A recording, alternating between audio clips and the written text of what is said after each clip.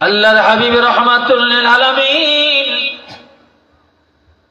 শফিউল মুজনিবিন ফজরের 2 রাকাত নামাজের বেলায় কি করলেন, কি বললেন শুনেন। আজ আমরা অনেকেই যোহর পড়ি, আসর পড়ি, মাগরিব পড়ি, এশা ঠিক মতো পড়ি না।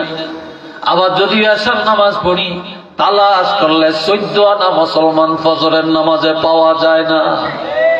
সারা জীবনের ওয়াজ এক জায়গায় যদি করেন, সারা জীবনের আমল এক জায়গায় করলেও 2 রাকাত ফজরের নামাজের সমান করা যাবে না।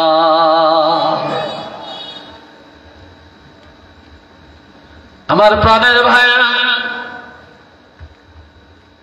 আমার প্রাণের নবী রাহমাতুল লিল আলামিন সাইয়্যিদুল মুরসালিন ইমামুল মুরসালিন বললেন, যে ব্যক্তি 5 ওয়াক্ত নামাজ আদায় করবে আর ফজরের নামাজ আযানের সাথে সাথে ঘুম থেকে জেগে পবিত্রতা অর্জন করে নামাজে দাঁড়িয়ে যাবে, আমি রাসূল ওয়াদা করলাম কিয়ামতের ময়দানে মুসিবতের দিনে আমার ওই উম্মত গুলাকে আমি হাতে ধরে ধরে জান্নাতে টেনে টেনে পুষায়া দিব। এটা মারহাবা কর।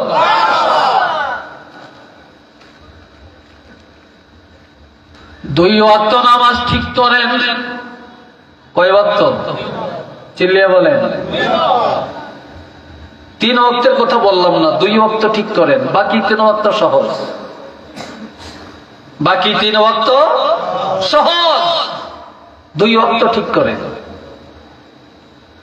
আকিমিস সালাতা লিদুলুকিশ শামসি ইলা গাসাকিল লাইলি ওয়া কুরআনাল ফাজর ইন্না কুরআনাল ফাজরি কানা মাশহুদা। আপনারা আর কি চান? একজন উঠে হিটের দিকে চান। আমি সরি সরি কইতে পারি না, তালেবালি কইতে পারি না, তারে তারে পারি না, গজল মজল পারি না। আবার পারি না যে তা না, এটি ওয়াজের মধ্যে, এটা আমি অভ্যস্ত না। কথা বুঝছেন? এ ভাইয়েরা, আমার আল্লাহ বলেন, সূর্য যখন পশ্চিম আকাশের মধ্যে ডুলে যায় তখন আসরের নামাজ কায়েম করো। ইলা গাসাকিল লাইল, রাত্রের কঠিন অন্ধকার আসা পর্যন্ত, এর অর্থ মাগরিব আর এশার নামাজ। ওয়া কুরআনাল ফাজর, যখন ফজরের সময় হয় মুয়াজ্জিন আযান দেয়, ঘুম থেকে জাগিয়া ফজরের নামাজে দাঁড়িয়ে যাও, ইমামের পিছনে দাঁড়িয়ে দাঁড়িয়ে ফজরের কেরাত শুনো। ইন্না কুরআনাল ফাজরি কানা মাশহুদা, যখন ফজরের নামাজে দাঁড়িয়ে যাইবা জানিয়া রাখো আল্লাহ পাকের লক্ষ লক্ষ রহমতের ফেরেশতারা ফজরের নামাজের মধ্যে সাক্ষী হয়ে যাবে।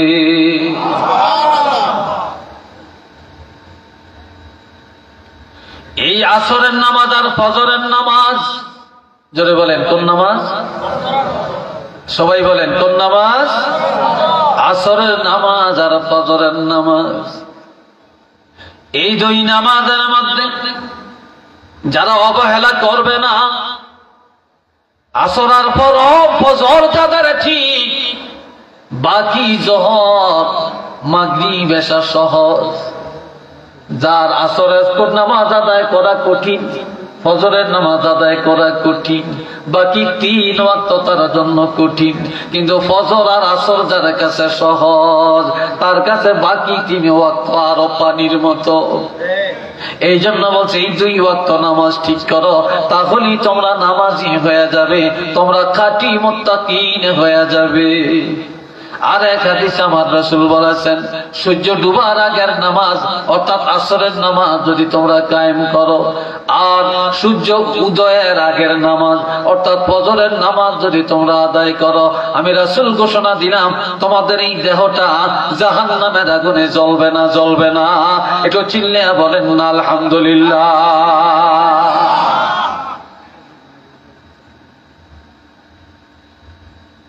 আমার বাবাজিরা, একদিন আল্লাহর হাবিব রাহমাতুল্লিল আলামিন অসুস্থতার কারণে মসজিদে নববীতে যেতে পারেন না, অসুস্থ। হযরত আয়েশা সিদ্দিকার কোলের মধ্যে নবীজি মাথা মোবারক রেখে ঘুমায়, শুয়ে রয়েছে। মসজিদে নববীতে জমা শুরু হয়ে গেছে গো। হযরত আবু বকর সিদ্দিক রাদিয়াল্লাহু আনহু নামাজের ইমামতি করছিলেন।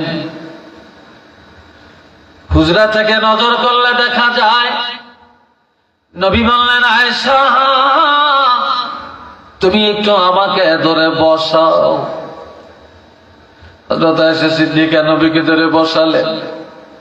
নবীজি মসজিদের দিকে তাকাইলেন, সুন্দরভাবে জামাত চলছে, নামাজ চলছে। নবী এটা দেখিয়া চক্ষু মোবারক থেকে পানি ছেড়ে দিয়ে কাঁদতে শুরু করে দেন। কাঁদতে কাঁদতে বলেন, আয়েশা আমাকে আবার শোয়াইয়া দাও, আবার আমাকে শোয়াইয়া দাও। যখন শোয়াইয়া দিল, হযরত আয়েশা বলে, ইয়া রাসূলুল্লাহ আপনি কান্নাকাটি কেন করেন? নবী বলে, আয়েশা আমি কাঁদি যেই নামাজের জন্য জীবন ভর এত কষ্ট করলাম, ওই নামাজে আজকে আমি যেতে পারলাম না। তবে আমার কান্নার কারণ হলো যে আমি রাসূল ভাবলাম যখন আমি থাকবো না, তারপর আজকে যেই সুন্দরভাবে নামাজ কায়েম হইছে, সাহাবীরা যেভাবে জমাতে নামাজ আদায় করছে, কাজে আমার মনের ভিতরে একটা প্রবোধ চলে আসছে।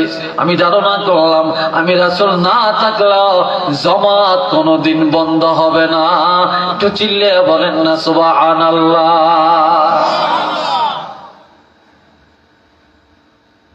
এটা মুমিনের 1 নম্বরের কোয়ালিটি। 2 নম্বরে والذين هم عن اللغو معرضون।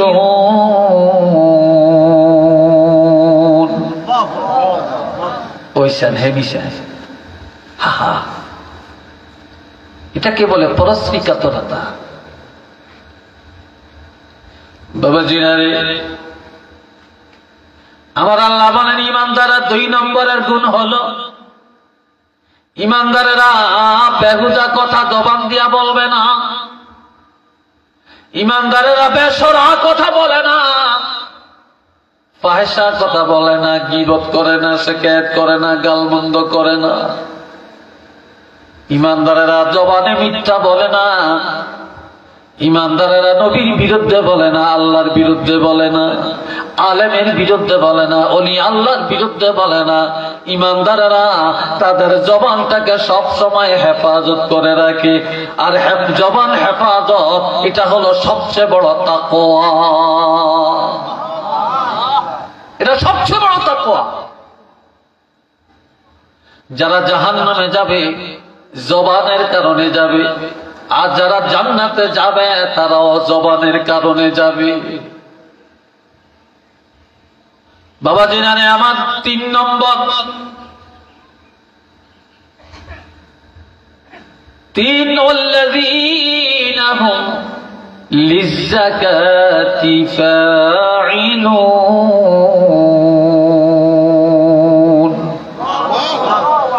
ইমানদারেরা কিফন হবে না। বর্তমানে গরিব কম, ধনী বেশি।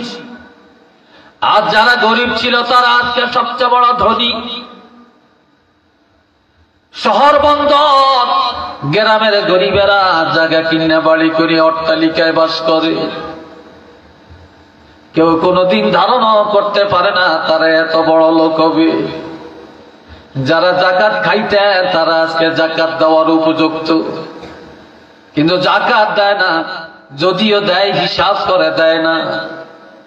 আর যাকাত দিলে অনেকে মনে করে সম্পদ কমে যাবে। যাকাত যারা ঈমানদার, যারা মুত্তাকিন তারা কোনোদিন কৃপণতা করে না। তারা 1 টাকা পর্যন্ত হিসাব করে, বছরে একবার যাকাত আদায় করে, গরিবের কষ্ট দিয়ে আদায় করে না। গরিবের বাড়ি যায় যায় আদায় করে, বিধবার কাছে যে আদায় করে, এতিমখানায় যে আদায় করে, এতিমের বাড়িতে যে আদায় করে, এতিমের তার বাড়িতে আনে না, বিধবারে কষ্ট দিয়া তার বাড়িতে আনে না। কেননা যাকাত এটা গরিবের ফরজ না, এটা আমার আপনার ফরজ। আর এই ফরজ আদায় করার জন্য গরিবের বাড়িতে যাওয়া একান্ত জরুরি। গরিবের কাছে যে যাকাত দিবেন, গরিব আপনার বাড়িতে আসবে কেন? তাই যারা সবচেয়ে বড় মুত্তাকিন, যারা ইমানদার, তাদের কোয়ালিটি, তারা গরিবের হক গরিবের বাড়ি যায় আদায় করে দেয়। গরিবের কষ্ট দেয় না, গরিবের মনে প্রফুল্লতা যোগাইয়া দেয়।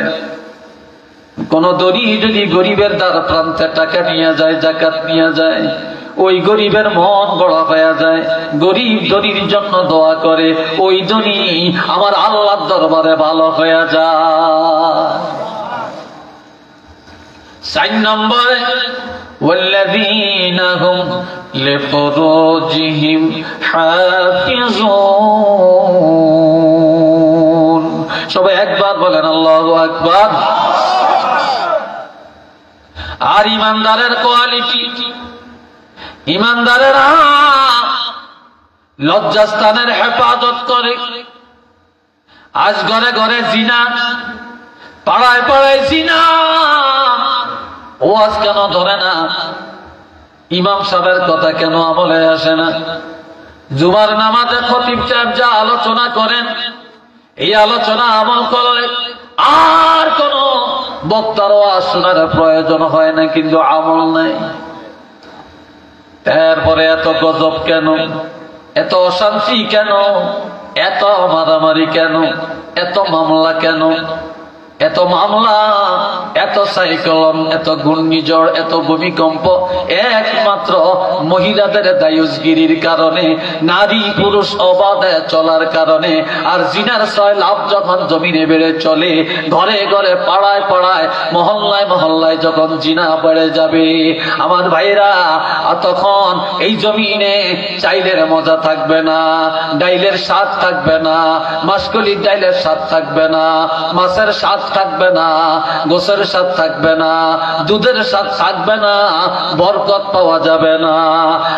আর মামলা মোকদ্দমায় জর্জরিত হয়ে যাবে, মানুষের মায়া উঠে যাবে, ভাই ভাইকে মেরে ফেলবে, ছেলে বাবাকে মেরে ফেলবে, বাবা সন্তানের মেরে ফেলবে, স্বামী বিবিকে মারবে, বিবি স্বামীকে মারবে।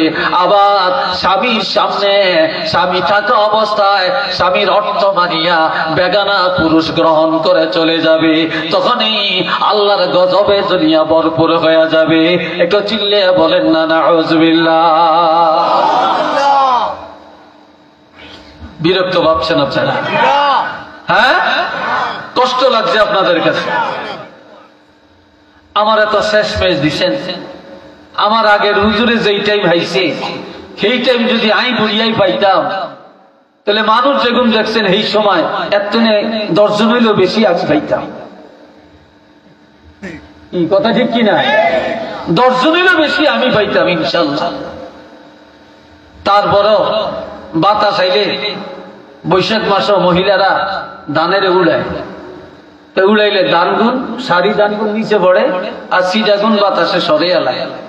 তো ওয়াজ মাহফিলও এরকম তুফান লাগে, বুঝলেন? এই তুফানের ভিতরে বাতাস আসলে ওই বাতাসে সিডারি নড়িয়া যায় গিয়া, আর যদি সারি ধান এরা বসে থাকে, আপনারা হইলেন সারি ধান, আপনারা পাক্কা ইমানদার, আর সিডাগুন নড়িয়া গেছে গিয়া। এই কথাটা কি ঠিক নেই? হ্যাঁ, আমার প্রাণের বাবাজিরা সবাই প্রাণ ধরে মহব্বতে পড়েন সাল্লাল্লাহ, জোরে জোরে পড়েন না মুহাম্মদ সাল্লাল্লাহু আলাইহি ওয়াসাল্লাম, সাল্লাল্লাহু আলা মুহাম্মদ সাল্লাল্লাহু। আওয়াজটা ভালো হয়েছে হচ্ছে না, আর একটু আওয়াজ দিয়ে বলেন, ইমানি জজবার সাথে বলেন সাল্লাল্লাহু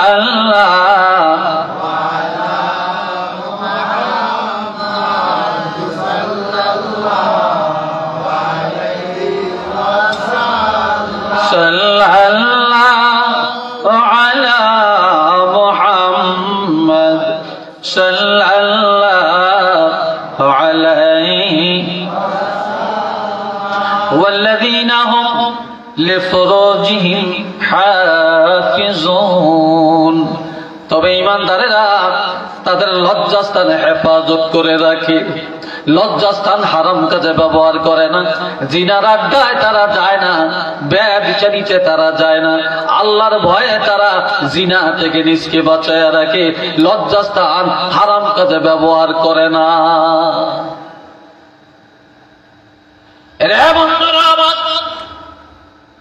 বর্তমানে কিছু কিছু যুবক একেবারে ভালো হয়, নামাজি হয়, আল্লাহওয়ালা হয়, হুজুরের ওয়াজ শুনতে বসে থাকে, মসজিদে যায়, নামাজ পড়ে, মা বাপকে শ্রদ্ধা করে, আলেম ওলামারে শ্রদ্ধা করে, ওস্তাদের শ্রদ্ধা করে।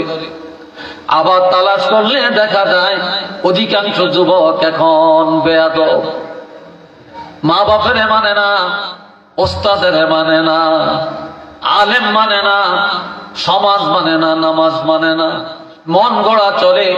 তাদের কারণে সমাজে অশান্তি, রাষ্ট্রে অশান্তি, আর তাদের কারণেই যত অকারেন্সগুলি সমাজের মধ্যে ঘটে থাকে। আর এটার মূল কারণ হলো দুইটা। জোরে বলেন কয়টা? জোরে বলেন কয়টা?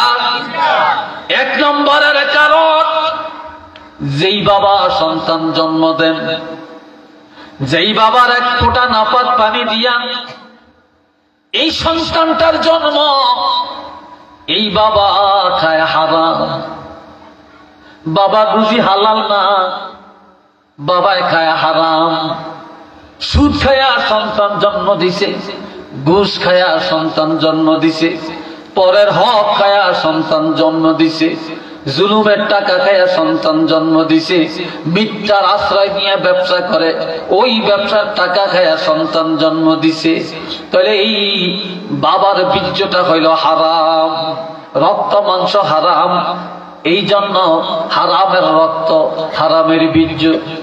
আর যেই মায়ের রেহেমের সন্তান, ওই মায়ের রেহেম পবিত্র না, ওই মা খায় হারাম, মা হলো দায়ুস, মা সন্তানের পেটে নিয়ে ঘরে থাকে না, রাস্তায় রাস্তায় দৌড়ায়, হাটে বাজারে দৌড়ায়, শহরে বন্দরে দৌড়ায়, বিয়ার আসরের মধ্যে যায়, পিকনিকে যায়, রাজনীতির ময়দানে যায়।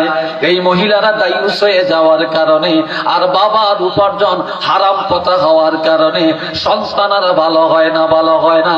এই জন্য এখন আর আমরা নেককার সন্তান উপহার দিতে পারি না, সন্ত্রাসগুলি আমরা দুনিয়াতে রেখে যাই। কথা ঠিক না?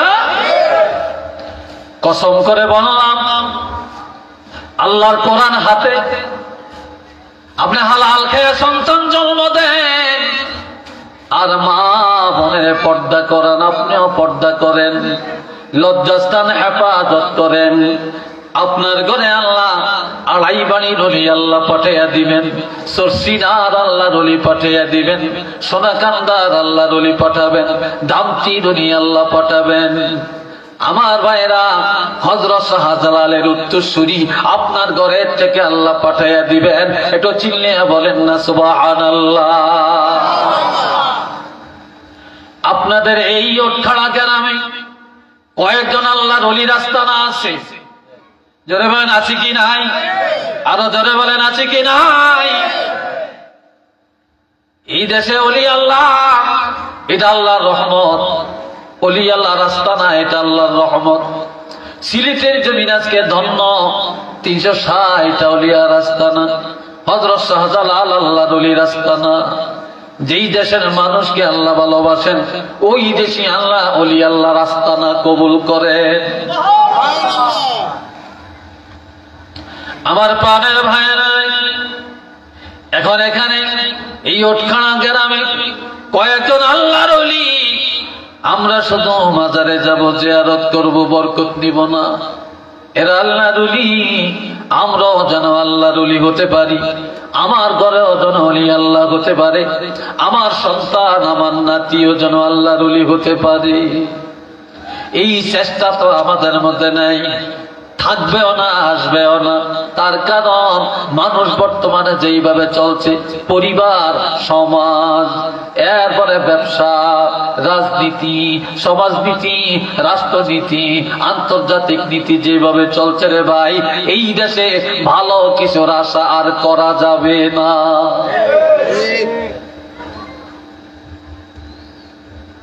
ভালো কিছুর আশা করা যাবে না।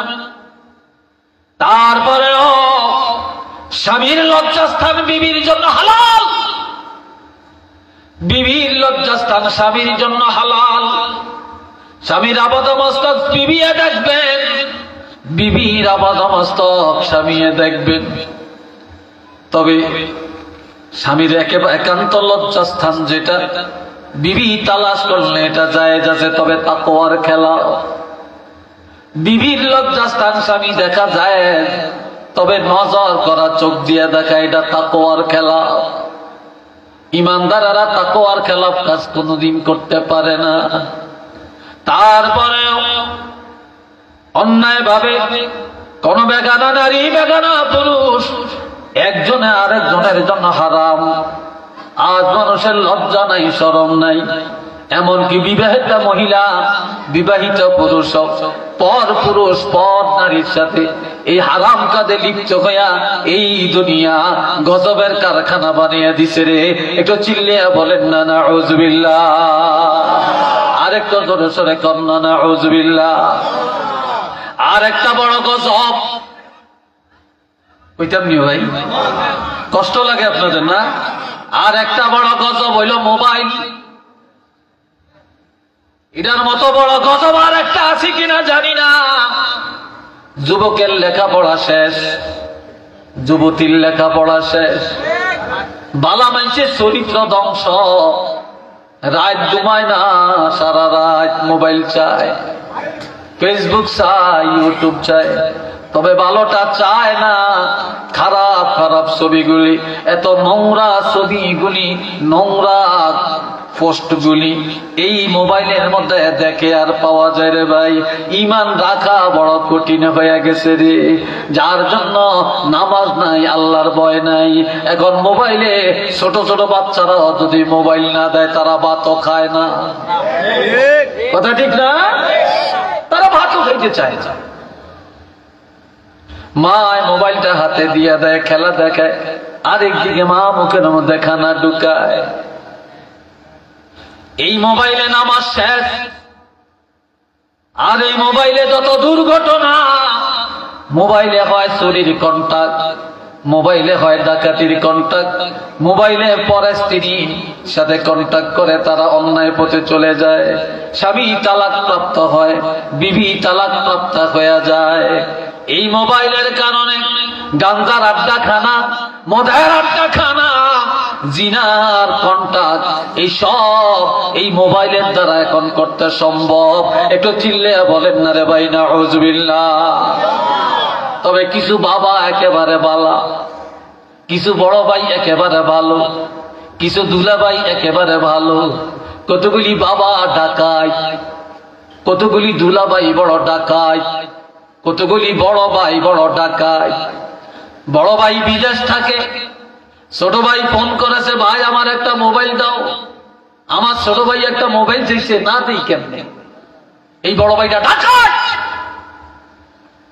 বাবা বিদেশ থাকে, ছেলে বলে বাবা আমার মোবাইলের দরকার, 30,000 টাকা দামের একটা টাচ মোবাইল, অ্যান্ড্রয়েড একটা সেট পাঠিয়ে দিল। আহা বাবা বড় সন্ত্রাস, বড় ডাকাত। দুলাভাইয়ের কাছে শালায় ফোন দিল, দুলাভাই তোমার কাছে কিছু চাই না, একটা মোবাইল চাই। দুলাভাই কয় শালায় তো কিছু চাই না, একটা মোবাইল চাইলো, না দেই কেমনে? তার বই তো আমার ঘরে। দুলাভাই জাঁক জমকের একটা মোবাইল পাঠিয়ে দেয়, আর এই মোবাইল দিয়া তারে ডাকাত বানাইলো, লেখাপড়া শেষ করাইলো, বেনামাজি বানাইলো, দোকাবাজ বানাইলো, জিনাখর বানাইলো, চোর বানাইলো, গুন্ডা বানাইলো, তার মৃত্যুক বানাইলো। আর তারপরে তাকে ওয়াজ মাহফিল থেকে দূরে সরাইলো, ওলি আল্লাহ থেকে দূরে সরাইলো, মসজিদ থেকে দূরে সরাইয়া রাখলো। কাজেই ওই দুলাভাইয়ের কারণে হলো, বাবার কারণে হইল, বড় ভাইয়ের কারণে হইল। ও দুলাভাই, ও বাবা, ও বড় ভাই, এই তোমাদের কারণে সন্তান অন্যায় পথে গেল, সে জাহান্নামে যাবে আর তোমরাও জাহান্নামে যাবে।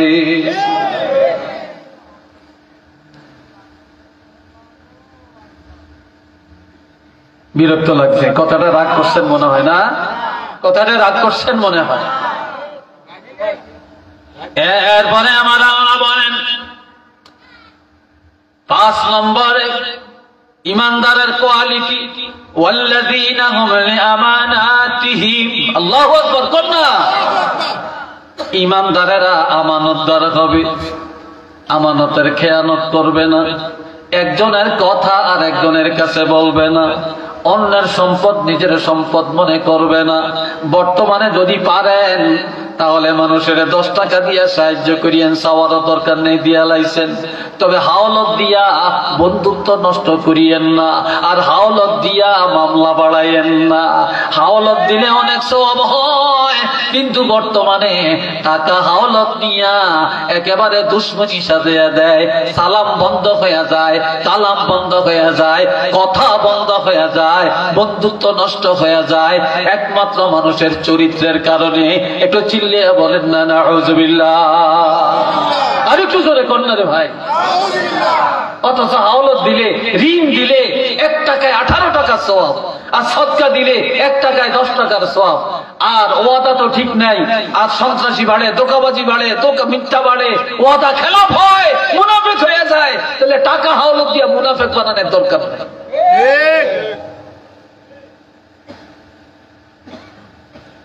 আল্লাহ, আমার ভাইরা টাকা যখন নেয় তখন মাশাআল্লাহ জাকজমকে খায়, খুব বন্ধু, খুব ভালো। একবার চাইছে, একবারে টাকা দিয়া দিছি, খুব আনন্দ দেখলে কয়েকদিন চালাম। এরপরে আস্তে আস্তে টাকা যখন নেয় তখন আনন্দ দেয়। টাকা যখন চাইতে যায় তখন ভিক্ষুকের মতো চাইতে হয়। কি ভাই, কথা ঠিক কিনা? যখন চাইতে যায় ভিক্ষুকের মতো চাইতে হয়, তারপর অত পাওয়া যায় না।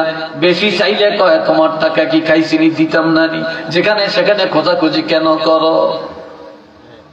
আমাদের সব এক মেম্বার, হিটার বাড়ির কাছে এক দরবেশ পাক্কা ইমানদার এসে কয়, মেম্বার সাহেব আমারে 10,000 টাকা দেন, মাইয়ার বিয়া ঠিক হয়েছে, একটু বাজার টাজার করতে হবে। কয় টাকা নাই, তোমার ছেলে না বিদেশ থাকে? কয় থাকে তো, ছেলে টাকা পাঠাইছে, টাকা আসতেছে, তো ইনশাল্লাহ আগামী রবিবারে আমি টাকা উঠাইয়া 11টার মধ্যে আপনার টাকাটা পুষিয়ে দিয়াম। তবে এখন তো আমার বাজারের টাকা নাই, আমরা 10,000 টাকা দেন। রবিবারে দিবা তো? কই ইনশাল্লাহ। কয় এরকম বহুত মাসি দিছি, ওয়াদা ঠিক রাখে না। জীবনে অনেকেরই দিচ্ছেন, আমার একটু দিয়া ছাড় না। কি কথা ঠিক নেই, আর একটু দিয়া ছাড় না। মেম্বার সাহেব তো দিলেন, রবিবার গেছে টাকা দেয় না, আর এক রবিবার গেছে টাকা দেয় না, কয়েক রবিবার গেছে, এখন সেই লোকের পাওয়া যায় না। একদিন বাজারের মধ্যে মুখামুখি দেখা, খপ করিয়া কাপড়ের জামার মধ্যে ধরিয়া কয়, তুমি না বলছো রবিবারে টাকা দিবা, দিলা না। এরপরে কয়েকটা রবিবারে গেল, টাকা দাও না। তুমি না বলছো অনেকেরে দিছি, তোমারে দেই না। তোমারে দিলি বুঝলাম, আমি তো বুঝা গেছি তুমি যে সিটার। কি মেম্বার সাহেব, আমরা তো টাকা নিছি, আমি দিব কইছি, বিপদে পড়িয়া গেছি, দিতে পারি না। এলি হাটে বাজারে আপনি আমার বুকে এইভাবে জামার মধ্যে মুঠ করিয়া ধরবেন, আর আমারে এত মানুষের সামনে সিটার করবেন, নাকি আপনার টাকা দিতাম না? তার উল্টা ঝাড়ে।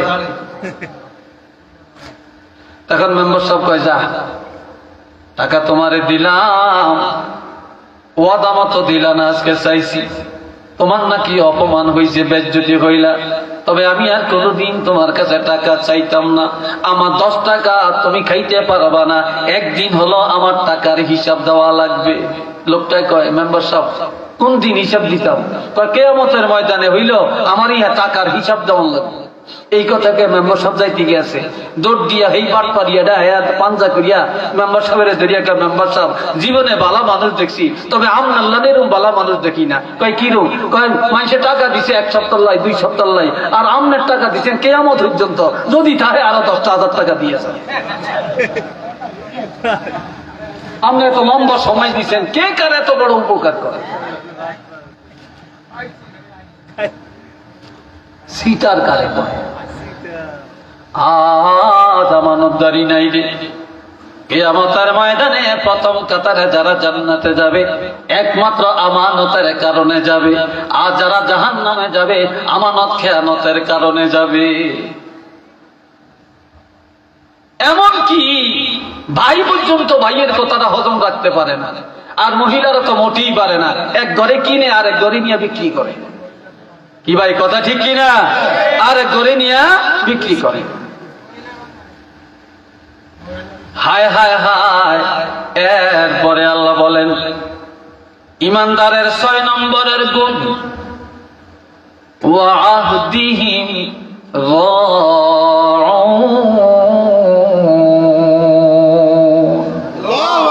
ইমানদারেরা কোনদিন ওয়াদা খেলাফ করবে না। ইমানদারেরা ওয়াদা রক্ষা করে। সোনাকান্দার আল্লাহর ওলি আব্দুর রহমান হানাফি রহমাতুল্লাহ আলাইহি তিনি ইন্তেকালের আগে বলছিলেন, বাবা আমি যেদিন ইন্তেকাল করব, আমার ইন্তেকালের পরে আমার জানাজা পড়ার আগে আমার ডায়েরিটা খুলে দেখবা। আমি যেদিন মারা যাব সেদিন কত আমার দাওয়াত লেখা আছে কিনা, আমার কোথাও যাওয়ার ওয়াদা আছে কিনা। যদি সেই দিন কোথাও দাওয়াত লেখা থাকে তাহলে তোমরা 4 জনে ধরিয়া আমার লাশটা কান্দা করিয়া যেখানে আমার ওয়াদা সেখানে আমার লাশটা নিয়ে জানাজা পড়বা, তাহলে আমার ওয়াদাটা পূর্ণ হয়ে যাবে।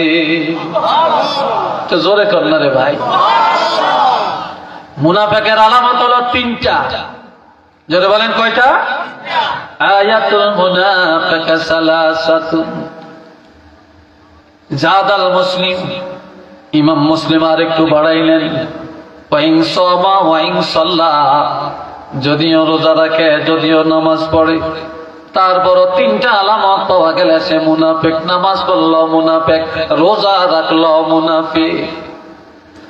1 নম্বরে ইজা হাদাসা কাযাবা, যখনই কোনো কথা বলে মিথ্যা কথা বলে, যখনই কোনো দাম চায় মিথ্যা দাম চায়, যখনই কোনো হিস্ট্রি বলে মিথ্যা বলে।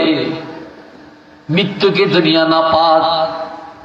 বাজার গেলে কাপড় এটা 10 টাকা দিয়ে কিনছি, আপনি 11 টাকা দেন লাগছেন কেজি গেছে। গরু কিনতে গেছেন মিথ্যা কথা, জমিন কিনতে গেলেন মিথ্যা কথা, রাজনীতির ময়দানে মিথ্যা কথা। একজনে গাড়ি পোড়া দেয়, আরেকজনে গাড়ি পোড়ার আসামি হয়। আমার নিজের দলের হলে 7 খুন মাপ, আর বিরোধী দলের হলে অন্যায় না থাকলেও অন্যায়কারী বানাইয়া জেল খাদায়। কথা ঠিক কিনা? তাহলে এই দেশে শান্তির আশা করা যায় না, যায় না, যায় না। আর ওয়াদা নাই। 1 নম্বরে মুনাফিকের আলামত, যখন এই কথা বলে মিথ্যা বলে। 2 নম্বরে ওয়াইদা তুমিনা খা ইজা ওয়াদা আখলাফা, যখন এই কোনো ওয়াদা করে খেলাফ করে। 3 নম্বরে ওয়াইদা তুমিনা খানা, যখন এই আমানত রাখা হয় আমানত খেয়ানত করে ফেলে। এই লোকটা 3টা আলামত থাকলে নামাজ পড়লো সে মুনাফিক, রোজা রাখলো সে মুনাফিক। একটু চিল্লিয়া বলেন না নাউযুবিল্লাহ। আরেকটু জোরে কোন। কষ্ট হয় আপনাদের? কি ভাই কষ্ট হয়? এরপরে আমার আল্লাহ বলেন 7 নম্বর, এই শেষ কথা, মজার কথাটা সামনে, মজার কথা সামনে।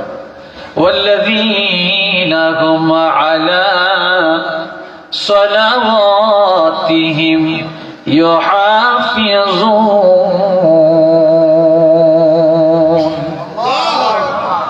ইমানদারেরা 5 ওয়াক্ত নামাজের হেফাজত করে। ইমানদারেরা ফজরের টাইমে ফজর, জোহরের টাইমে জোহর, আসরের টাইমে আসর, মাগরিবের টাইমে মাগরিব, এশার টাইমে এশা, জুমার টাইমে জুমা। টাইম টু টাইম ইমানদারেরা নামাজ আদায় করে। খেতে কাজ করে, নামাজের টাইম বন্ধ করে নামাজে যায়। রিক্সা চালায়, নামাজের টাইম হইছে গাড়ি বন্ধ করে নামাজে যায়।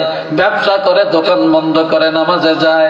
রাজনীতি করে, মেম্বারি করে, চেয়ারম্যানই করে, অফিস আদালত বন্ধ করে নামাজে যায়।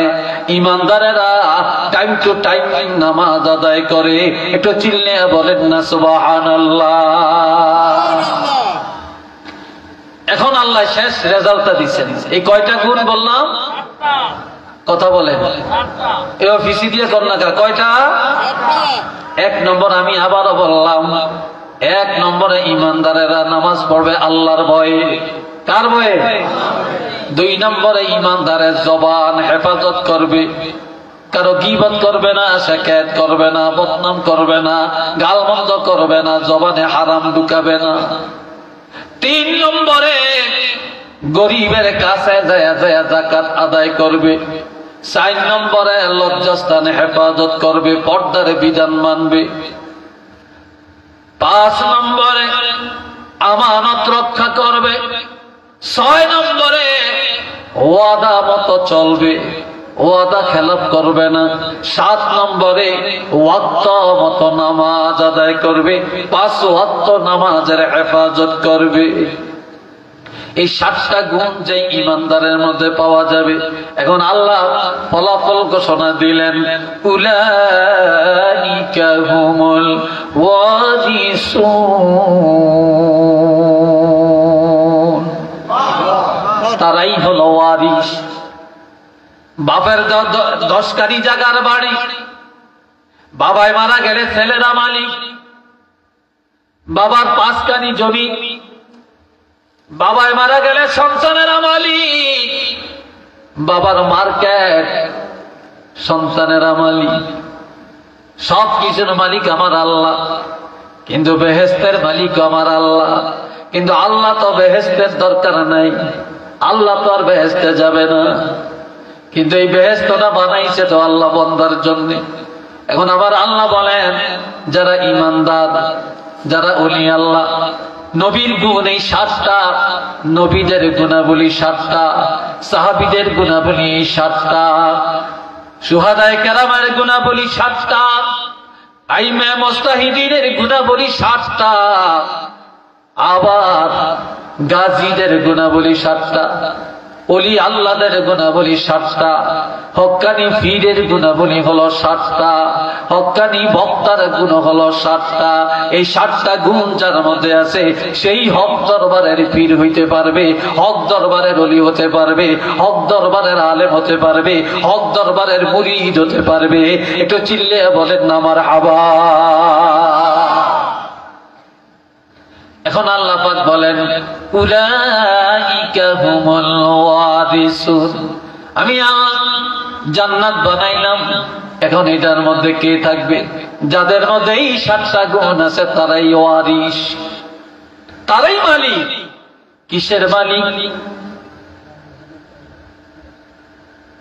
আল্লাযীনা ইয়ারিসুনাল ফিরদাউস। মারহাবা, আওয়াজ দিয়ে বলেন। আমার আল্লাহ বলেন, তারা জান্নাতুল ফেরদাউসের ওয়ারিস। আমরা জান্নাত চাই, কথা ঠিক কিনা? আপনারা চাননি জান্নাত? কারা কারা জান্নাত চান একটু হাতটা তুলে দেখান। তাকবীর, নারে তাকবীর, আল্লাহু আকবার। দিন ইসলাম, দিন ইসলাম জিন্দাবাদ, জিন্দাবাদ। আল কোরআনের আলো ঘরে ঘরে আলো, আল হাদিসের আলো ঘরে ঘরে আলো। আরে তাকবীর, আল্লাহু আকবার। মাশাআল্লাহ, আলহামদুলিল্লাহ। এখন আমার আল্লাহ বলেন আল্লাযীনা ইয়ারিসুনাল ফিরদাউস, তারা ছোটখাটো কোন জান্নাত না রে, সবচেয়ে দামি সবচেয়ে বড় জান্নাত হলো জান্নাতুল ফিরদাউস। এই জান্নাতুল ফিরদাউসের মধ্যে এই গুণাবলীর ঈমানদারেরা যাবে। একটু চিল্লিয়ে বলেন না সুবহানাল্লাহ। আমার বাবাজি যারে এই জন্য হাতে ধরে পায়ে ধরে বলে যাই, ইমানের জীবন যাপন করেন, দুনিয়ার ধোঁকাবাজি গুলো ছাড়েন। সবাই কবরে যাব, কবর বেশি দূরে না। নবীজি বলছেন সময় থাকতে আমল করো, জওয়ানকালে ইবাদত করো, বুড়া হইলে পারবা না। সময় থাকতে ইবাদত করো, সময় বা হায়াত চিরদিন থাকবে না। টাকা থাকতে গরিবের পাশে দাঁড়াও, অর্থ থাকতে দান করো, তোমার অর্থ চিরদিন তোমার কাছে থাকবে না। এখনো সময় আছে, আখের গুছানের চেষ্টা করি।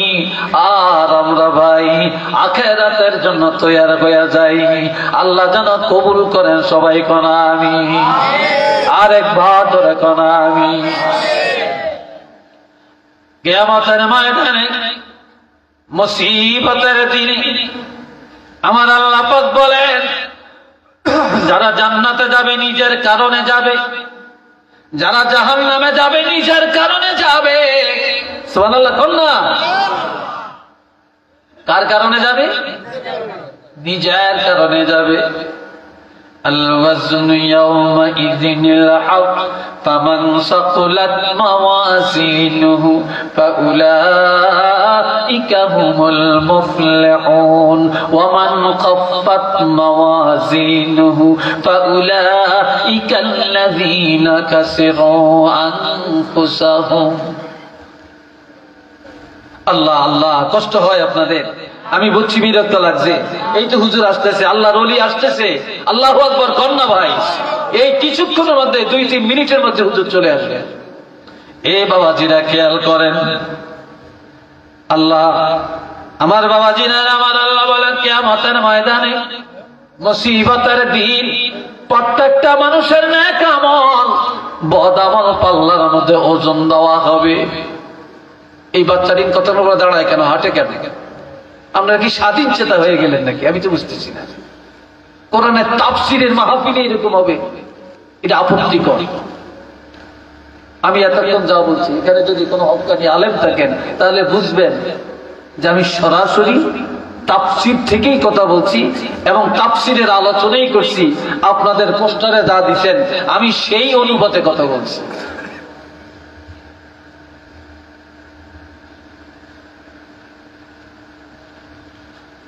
বাবাজিরা আমার, প্রত্যেকটা মানুষের নেক আমল বদ আমল পাল্লায় ওজন দেওয়া হবে। তবে সেদিন কারো আমল গণনা করা হবে না, আমল পাল্লায় ওজন করা হবে। সেদিন যাদের নেক আমলের পাল্লা ভারী হবে তারাই জান্নাতে যাবে, সফল কাম হবে। আর যাদের নেক আমলের পাল্লাটা হালকা হয়ে যাবে তারা সেদিন জাহান্নামে বা বিপদে পড়ে যাবে। فمن ثقلت موازينه فأولئك هم المفلحون। তারাই মহাবিজয়। ছেলে বিদেশ গেলে সফলতা আসে না, কোটিপতি হলে সফল হওয়া যায় না, মেম্বার চেয়ারম্যান হলে সফল হওয়া যায় না, তারপর একবার ক্ষমতায় আসলে সফল হওয়া যায় না।